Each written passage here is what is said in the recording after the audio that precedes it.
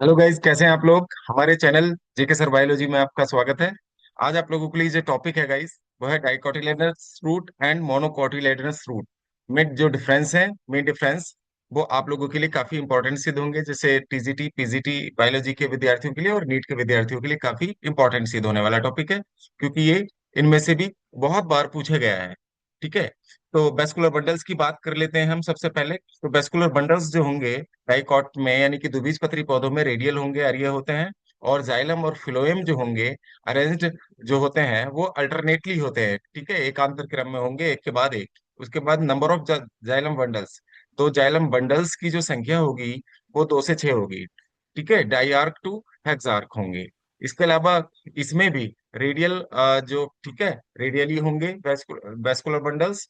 और इसके बाद जाइलम और फ्लोएम जो अरेंज्ड होंगे वो अल्टरनेटली होंगे। और नंबर ऑफ जो जाइलम बंडल्स हैं वो मोर देन 6 होंगे, यानी 6 से ज्यादा होंगे, मैनी होंगे। इससे ज्यादा होंगे तो इस कंडीशन को कहेंगे पॉलीआर्क। ठीक है। डाईआर्क टू हेक्सार्क पाए जाते हैं, ठीक है, डाइकॉट प्लांट्स में। और 6 से अधिक जो पाए जाएंगे जो वेस्कुलर बंडल्स, ठीक है, वेस्कुलर बंडल्स में जो जाइलम बंडल्स हैं, तो वो उनकी जो संख्या होगी वो 6 से ज्यादा होगी, तो इस कंडीशन को पॉलीआर्क कहेंगे। पेरिसाइकिल क्या काम करता है? पेरिसाइकिल जो है लेटरल रूट निकालता है। लेटरल रूट्स निकलती हैं इससे, पार्श्विक जड़ है, वेस्कुलर कैम्बियम निकलेगा और कॉर कैम्बियम का निर्माण करता है। पेरिसाइकिल जो है इसका परिरंभ गाइस। और यहाँ अगर मोनोकोट की बात करें तो मोनोकोट में केवल लेटरल रूट्स का ही निर्माण करता है। कि पेरिसाइकिल पेरिसाइकिल से मोनोकोट में केवल लेटरल रूट्स निकलेंगी, जैसे ये जड़ें हैं, तो जड़ों से जो ये पार्श्वीय जड़ें निकलती हैं जड़ से, तो ये लेटरल रूट्स होंगी। और यहाँ वेस्कुलर कैम्बियम और कॉर कैम्बियम का भी निर्माण पेरिसाइकिल करेगा। ठीक है, डाइकॉट रूट में। चलिए नेक्स्ट देख लेते हैं। डाइकोटिलेडनस रूट में आप देखेंगे, कैम्बियम की बात करें तो कैम्बियम प्रेजेंट होगा डाइकॉट में। और ये क्या काम करेगा? सेकेंडरी ग्रोथ के लिए उत्तरदायी होता है। ओके। और कहाँ पाया जाता है ये? जाइलम और फिलोएम के मध्य में। ओके। जाइलम और फिलोएम के मध्य में डेवलप होता है। अगर ये देख रहे हैं, अगर यहाँ ऊपर की ओर फिलोएम है और नीचे यहाँ जाइलम है, तो यहाँ ठीक है कैम्बियम डेवलप होता है। जाइलम और फिलोएम के मध्य में और सेकेंडरी ग्रोथ करता है। यहाँ पर कैम्बियम क्या होगा? absent होगा। मोनोकोट में क्या होता है? absent होता है। और यहाँ सेकेंडरी ग्रोथ नहीं पाई जाती है, नो सेकेंडरी ग्रोथ।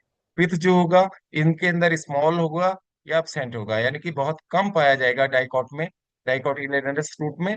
और या फिर नहीं पाया जाएगा, absent होगा। और यहाँ मोनोकोट की बात करें तो यहाँ लार्ज होगा, वेल डेवलप्ड होगा, ज्यादा पिथ पाया जाता है। ये देख लेते हैं रूट्स के बारे में।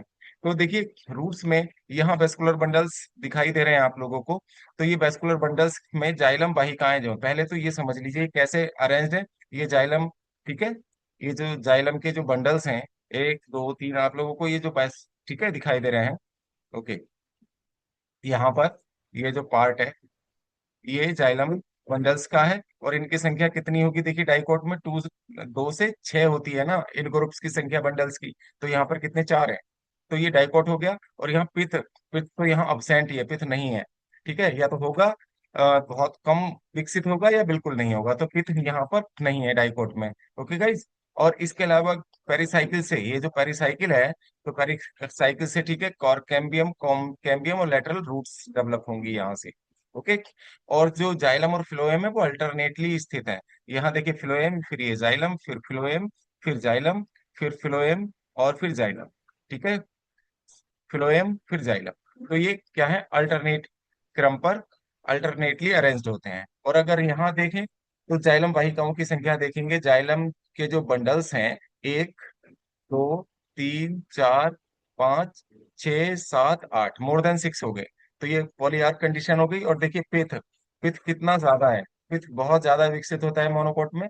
तो पिथ यहाँ पर अधिक होगा। जाइलम फिलोएम अल्टरनेट क्रम पर ही अ, होंगी। यहाँ कैम्बियम होगा, ठीक है, डाइकोट में। और मोनोकोट में कैम्बियम नहीं होगा। यही कुछ मेन अंतर है। और यहाँ देखेंगे तो देखेंगे जाइलम और फिलोएम अलग अलग त्रिज्याओं पर विकसित हैं। जब अलग अलग त्रिज्याओं पर विकसित होते हैं ना, अरेंज्ड रहते हैं ये जाइलम और फिलोएम अल्टरनेटली होते हैं, तो इस कंडीशन को ही रेडियल वेस्कुलर बंडल कहा जाता है। ये कैसे वेस्कुलर बंडल्स होते हैं? रेडियल होते हैं। तो गाइज, ये जो टॉपिक आप लोगों को डेफिनेटली, ठीक है, क्लियर हुआ होगा। तो नेक्स्ट वीडियो में मिलते हैं गाइज।